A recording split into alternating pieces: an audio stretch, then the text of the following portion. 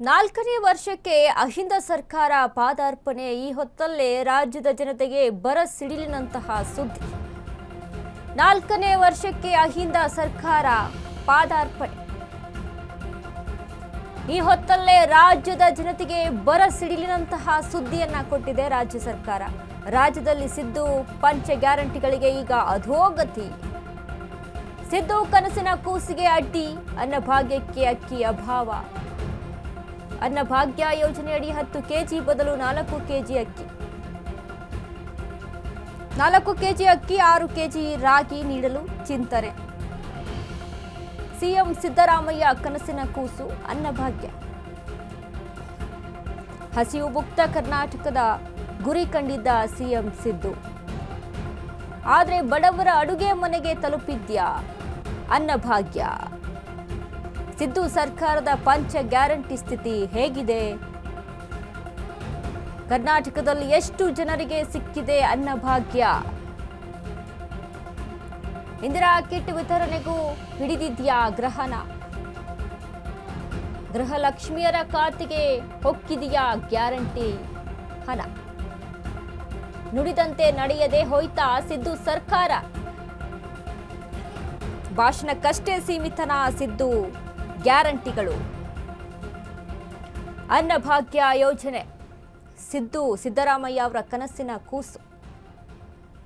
5 KG ನಾವು ಕರ್ನಾಟಕದಿಂದ ಕೊಡ್ತೀವಿ, ಇನ್ನು 5 ಕೆಜಿ ಕೇಂದ್ರದಿಂದ ಕೊಡಬೇಕು ಅಂತ ಹೇಳ್ತಾರೆ. 10 ಕೆಜಿ ನಾವು ಅಕ್ಕಿಯನ್ನ ಕೊಡ್ತೀವಿ ಅಂತ ಘೋಷಣೆ ಮಾಡ್ತಾರೆ ಅನ್ನಭಾಗ್ಯ ಯೋಜನೆಯಡಿ.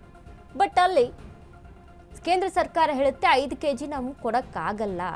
ನಾವು ಕರ್ನಾಟಕ ಒಂದೇ ಅಲ್ಲ, ಇಡೀ ದೇಶದ ವ್ಯವಸ್ಥೆಯ ಬಗ್ಗೆ ನಾವು ಚಿಂತನೆ ಮಾಡಬೇಕು. ಇನ್ನು 5 ಕೆಜಿ ನಮಗೆ ಕೊಡೋಕ್ಕಾಗಲ್ಲ ಅಂತ. ಅವಾಗ ಸಿದ್ದರಾಮಯ್ಯ ಅವರು ತೆಗೆದುಕೊಳ್ಳುವಂಥ ನಿರ್ಧಾರ 5 ಕೆಜಿ ಏನು ಅಕ್ಕಿ ಕೊಡಬೇಕಲ್ಲ, ಅದರದ್ದು ನಾವು ಹಣ ಕೊಡ್ತೀವಿ ಅಂತ ಹೇಳಿದ ಮೇಲೆ ಆ ನಂತರ ಮುಂದಿನ ದಿನಗಳಲ್ಲಿ ರೇಷನ್ ಕಿಟ್ಟನ್ನು ಕೊಡೋದಕ್ಕೆ, ಅಂದರೆ ಬೇಳೆ ಆಗಿರ್ಬೋದು, ಬೇರೆ ರೀತಿಯಾದಂಥ ಧಾನ್ಯಗಳನ್ನು ಕೊಡೋದಕ್ಕೆ ಮುಂದಾಗುತ್ತೆ ಅಕ್ಕಿಯ ಬದಲಾಗಿ. ಬಟ್ ಇದೀಗ ಅಟ್ಲೀಸ್ಟ್ 5 ಕೆಜಿ ಕರ್ನಾಟಕದಿಂದ ಬರ್ತಿತ್ತಲ್ಲ, ಬಟ್ ಇದೀಗ 4 ಕೆಜಿಗೆ ಇಳಿದಿದೆ.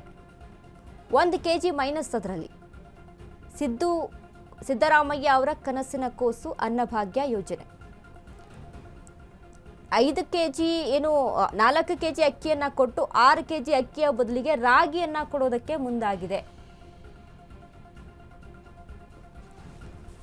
ಈಗಾಗಲೇ ನೋಡಿ, ಪಂಚ ಗ್ಯಾರಂಟಿಗಳನ್ನ ಮುಂದಿಟ್ಕೊಂಡು ಕರ್ನಾಟಕ ರಾಜ್ಯದಲ್ಲಿ ಎಲೆಕ್ಷನ್ ಅನ್ನ ಗೆದ್ದು ಬಂದಂತ ಕಾಂಗ್ರೆಸ್ ಪಕ್ಷಕ್ಕೆ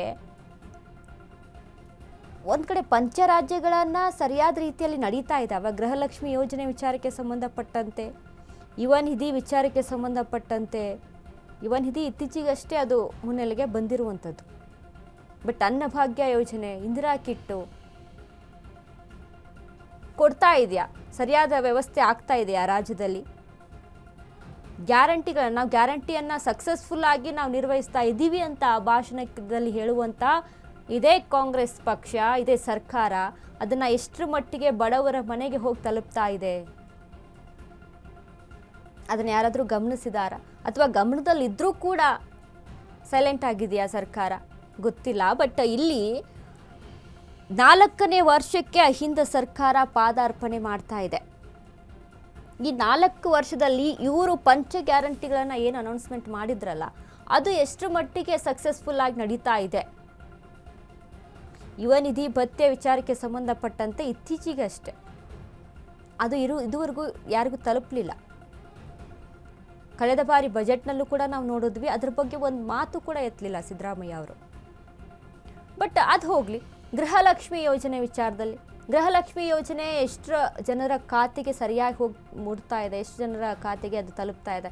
ಎಷ್ಟು ಜನ ಹೆಣ್ಣು ಮಕ್ಕಳು ಅದನ್ನು ಪಡೆದುಕೊಳ್ತಾ ಇದ್ದಾರೆ ಗೃಹಲಕ್ಷ್ಮಿ ಯೋಜನೆಯ ಹಣವನ್ನು? ಹೀಗೆ ಸಾಕಷ್ಟು ಪ್ರಶ್ನಾರ್ಹವಾಗಿರುವಂಥದ್ದು ಎಲ್ಲವೂ ಕೂಡ. ಬಟ್ ಗ್ಯಾರಂಟಿ ಎಷ್ಟು ಮಟ್ಟಿಗೆ ಸಕ್ಸಸ್ ಆಗಿದೆ, ಜನ ಎಷ್ಟು ಮಟ್ಟಿಗೆ ಅದನ್ನು ಪಡೆದುಕೊಳ್ತಾ ಇದ್ದಾರೆ ಅನ್ನುವಂಥದ್ದನ್ನ ಸರ್ಕಾರವೇ ಇಲ್ಲಿ ತಿಳಿಸ್ಬೇಕು.